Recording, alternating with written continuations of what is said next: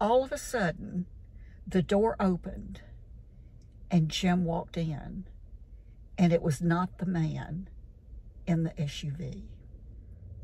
I have something to say.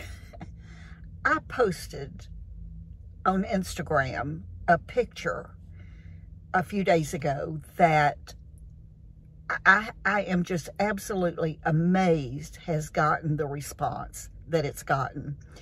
Jim and I celebrated our 13th wedding anniversary, and we went out to our favorite place here to have dinner. And the waitress took a picture of us. Jim, when he made the reservation, told him that it was our anniversary. And so they gave us chocolate cake.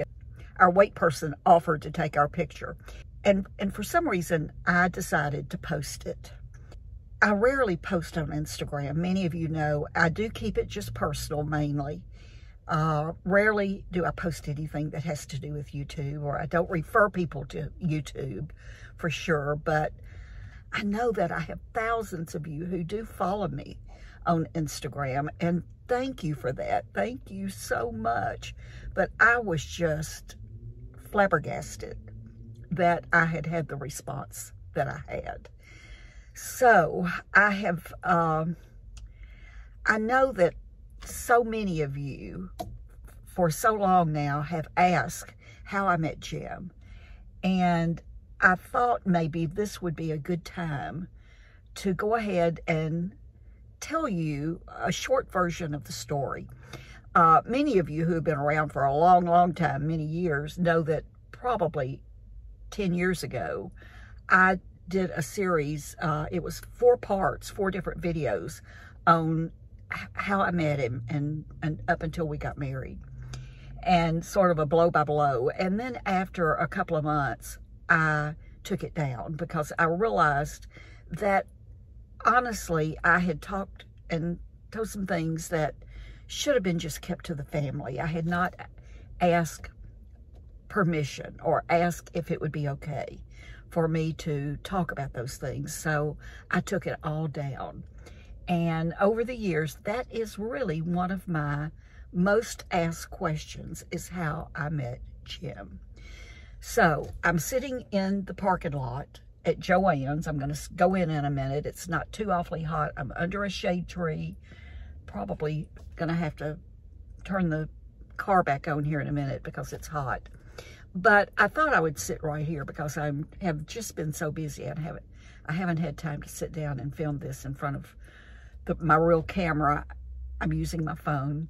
But I thought I would just give you a sort of an idea of how I met him and how things sort of fell into place for us to finally get married. I guess to start off, I had been single for almost 30 years, probably 27 years maybe. And I was married for 7 years and was married to the man who is Jennifer's father. But when we divorced, it was just Jennifer and me, just the two of us. And I worked all the time. I, had great friends. I dated on and off. I had a couple of marriage proposals during that time. For the most part, I was just pretty happy being single. I was very happy being single. And over the years, I knew in my heart of hearts that if I never remarried, I would be okay. I loved my life. That was the deal. I loved being single. And I knew that with different jobs I'd had opportunities to travel, and had traveled a lot. But so I knew that based on my retirement, what I had managed to save and invest, and with Social Security, I felt like I would be okay. Traveling was not a priority. Doing all of the big, expensive things was just not a priority to me anymore. So I was fine. I liked who I was as a person. And as I said, I had really good friends. In fact, there were a couple of guy friends that sort of ran with us, and they were single, and it was never a dating situation with any of us. But anytime I had an event to attend even before I retired, and I probably should take a date. I would have one of them to go with me, and it worked both ways. Many times I went with them to events just so that they would have a date for the event. Good dancers. But anyway, that was my life, and I was just very happy with it. Found a little part-time job and just was living my life. So along comes Match.com, and some of my friends were going on, and I thought, well, I'll try that. So I went on, signed up for a free trial, and it didn't take me any time at all to figure out that all of the men that I came in contact with on that site were not interested. They were interested in the much younger woman. Even though they were my age or older, they were interested in the much younger woman. It was so obvious. So I didn't extend my subscription, and I just got off of Match.com. Going about my life a few years. And again, I'm retired. One night, I sat down on the sofa with my laptop in my lap, had the TV on, and Larry King came on.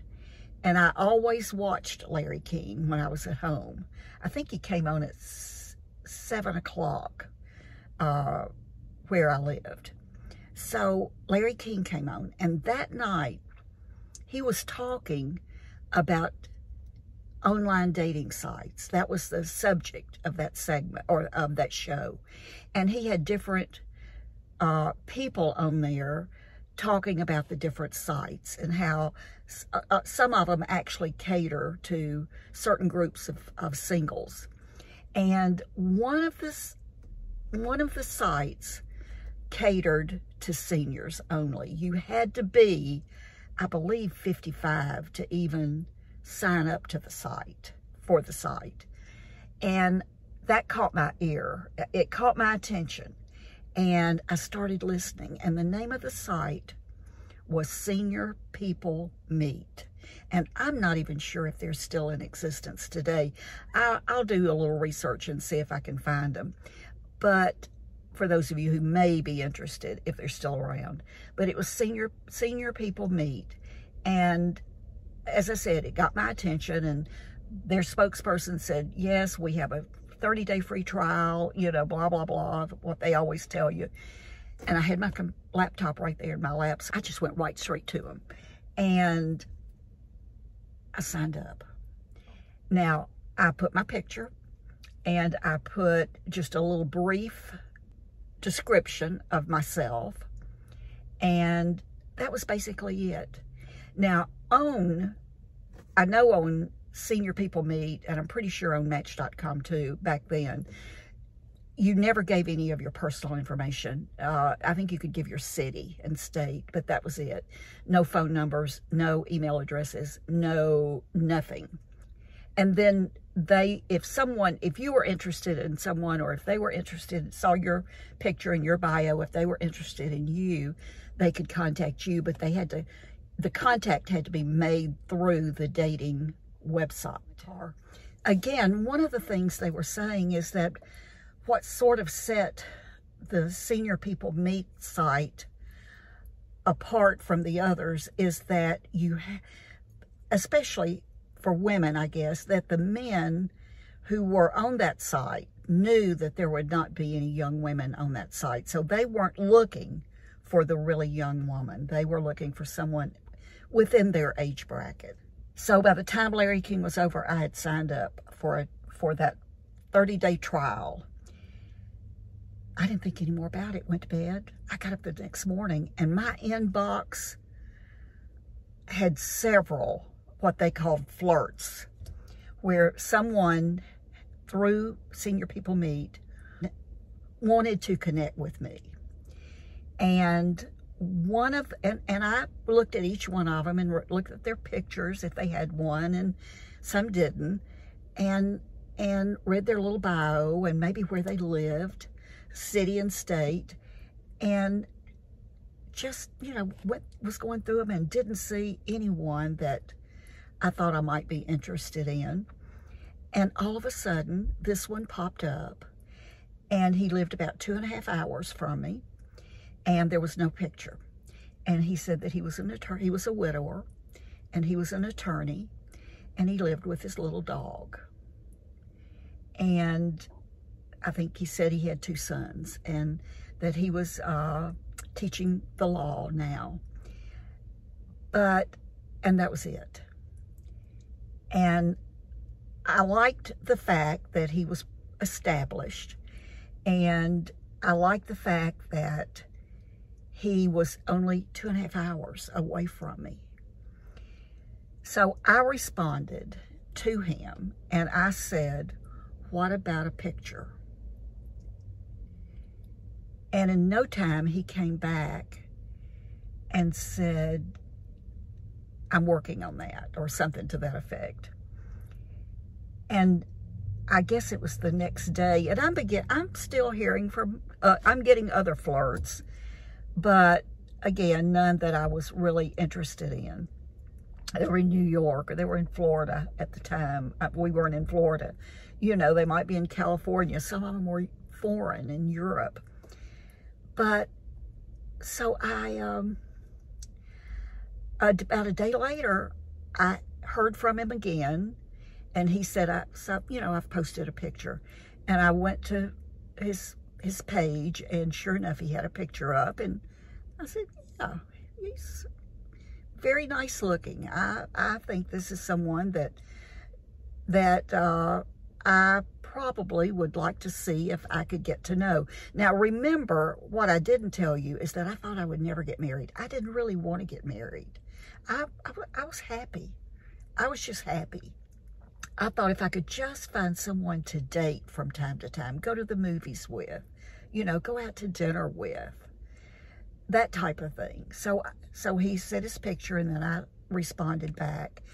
And then he came back, and he said, "I've never done this before, but would you like to get on their chat line tonight, and we can just chat back and forth?" And he said, "I've never done that. I don't know how to do it." And I came back to him, and I said, "I would like to, but I have no idea how to do it either." SeniorPeopleMeet.com had their own chat line so that you could communicate back and forth with someone. So we figured it out, and at 9 o'clock that night, we chatted for the first time. And what was really funny right off the bat is that, well, here's the deal. Just a few days ago, I watched one of Sandra Hart's new videos. If you've watched Sandra, you probably saw this video. She was talking about 7 degrees of separation. And that's what it was with Jim. That first night, number one, we realized that both of us were from Memphis and lived in the same part of town. We went to different schools, high schools, but in all the years we were there before we both moved to Arkansas, we were in the same part of Memphis. And then and we started chatting literally every night, and it was for hours we would chat. And it was every night. And we realized that not only were we both from Memphis before moving to Arkansas, we lived in the same part of town. We knew a lot of the same people. And I don't mean just, oh, hey, I met somebody a long time ago and I know who that is. We had not really relationships with these people, but we could call them friends. But somehow we had never met, Jim and I. When in Joanne's, nothing. They had nothing. Oh, well, not what I was looking for sure. So I guess I won't do that project right now. Crochet.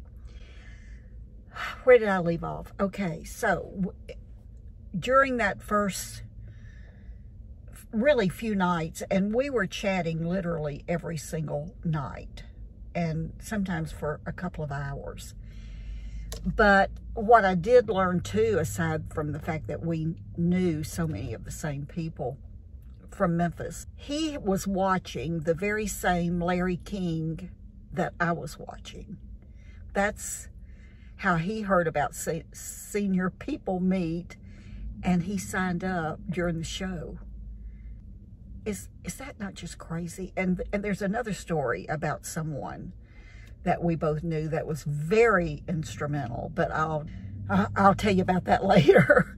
But anyway, we, because he lived 2.5 hours away. I was in central Arkansas and he was in the northern part of the state. We carried on this nightly chatting routine for a couple of weeks. And then he, maybe even longer, actually it was a little bit longer, maybe 3 weeks. But one night he said, listen, he said, this is going to be the last time I'm going to be able to chat for a while, because I am meeting my sons and their families, or one of them's family, in Florida. Have been going to Florida on 30A there. If you're familiar with Florida, you know about 30A. We've been going there for their whole lives, and I'm going to meet them down there, and we're going to be there for a week. And he said, we've rented a condo, and there's no internet at that condo. He said, so I won't be able to text with you. Plus, I'll be busy with them. And I said, fine, no problem. You know, just let me know when you get back. Well, the second day after he was gone, I heard from him on the chat that night. And he reached out to me to chat, and he had found a little cafe not far from the condo they were renting that had internet. So he would go there and we would chat back and forth. The night that he got home from Florida, he reached out to me to chat, and we were chatting, and he said, okay, we've waited long enough. I think it's time that we meet face to face. And I said, great. And so we decided he would come to me, he would drive to where I was, and we would meet at the Olive Garden. And I'm telling you, when Jim tells his story, he tells it a little bit different than I do.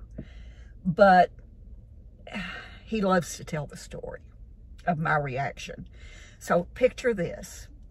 I'm driving. I'm retired. I'd been driving a company car for 26 years, and I had to buy a car when I retired, and I felt like I deserved a little 2-seater sports car, convertible, and that's what I had bought. It was in May, almost 14 years ago to the day right now. It was in May, so the weather was nice, and we were going to meet at 1 o'clock at the Olive Garden. I had the top down, and I got to the Olive Garden about 1:15. And it was still the parking lot was packed, and there was one parking space open that I could see straight ahead. And there was this great big SUV up right here right here. So I pulled straight in, got out of my car, and when I stood and looked at, and the SUV it was like a Suburban. And mind you, I had no idea what kind of car he drove, but it was covered in red mud. Had an Arkansas tag on it, but it was covered in red mud. And in that car was this humongous man. I mean, he was really, really big. And he was like this, and he was asleep. The car was running. Or the vehicle, and he was asleep with his head back like this, and I couldn't see the face. And you know what my first thought was? I thought, that's him. And it was like, I didn't know what to do. I just from what I could see, he didn't look very much like his picture, not the build or anything. And when I say this man was big, he was really big. But, so I got back in my car and I started to turn it on, and this little voice said, "You know what, Patty? You've been talking to this man for a month. And even if this never goes anywhere, you owe it to yourself and you owe it to him to meet him face to face and see if he's someone that you want to date." Because, again, I'm not thinking about getting married. See if he's, you know, see if we both are someone the other one wants to date. And I said, you know, I'm telling myself, okay, you never have to see him again if you don't want to, but you owe it to him and you owe it to yourself to go in. So I got back out of the car and I paraded myself into the Olive Garden. Opened the doors, there's no one in there except for the little hostess, and she asked if she could, you know, have many, and I said, well, there's going to be 2, but I'm going to wait. I'm waiting on someone. I'm meeting someone, and she said, fine. So I sit where I can see the front door, and all of a sudden, the door opened, and Jim walked in, and it was not the man in the SUV. Wow. Now, when he tells the story, he says my mouth dropped, that it was like that expression.